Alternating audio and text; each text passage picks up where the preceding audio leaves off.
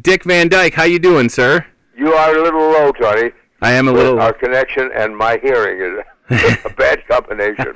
I can hear you, though. Okay, perfect. So, Dick, talk to me about this book, Keep Moving and Other Tips and Truths About Aging, which is on sale. People are really enjoying it, aren't they? Well, I'm glad to hear that. It was my publisher's idea, and I said, they noticed I was a little sprier than some of my contemporaries, especially the dead ones. And I thought, well, it'd be a kind of a slim volume. Just Keep Moving would be the book. But by gosh, I sat down and started to write, and it just flowed out. There's so many other things about approaching old age and the whole experience, attitude, and being open-minded. There's quite a lot. And I thought, well, there are some old codgers out there who might get it. So, Dick, you're going to turn 90 years old on December 13th. Do you have anything big planned, like a big party or anything? I'm going to Disneyland. Yeah. Is it safe to assume that you have like a lifetime pass to Disneyland at this point? Yes, exactly.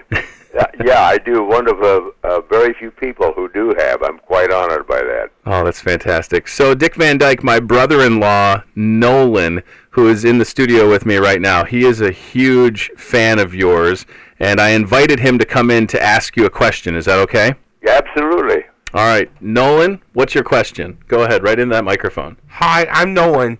Dick Van Dyke, what is your favorite movie that you watch, Dick Van Dyke? I think one of the best movies made in the last 30 years was Driving Miss Daisy. Do you remember that one? Yep.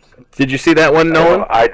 There's something about that movie that just moved me, the relationship between those people. I thought it was just a perfect movie, and it's one that I like to watch over and over again, along with some of my own stuff.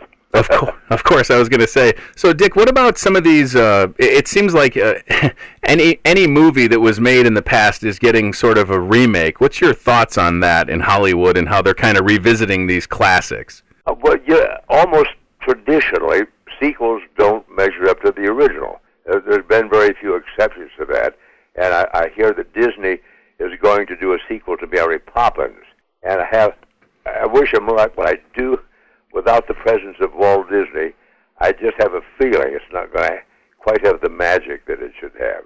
If they reached out to you, would you be interested in appearing in it or no?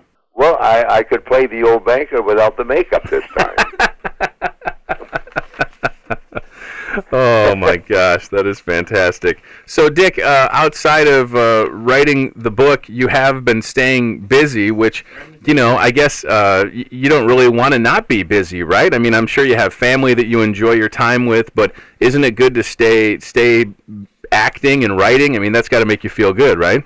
Oh, I think anybody who thinks about retirement and doing nothing is making a mistake. I have a quartet, 3 young guys and myself. We sing all over town, and mostly benefits, but we've been on tour, and we do a lot of singing. I do a lot of dancing. I'm still hoofing.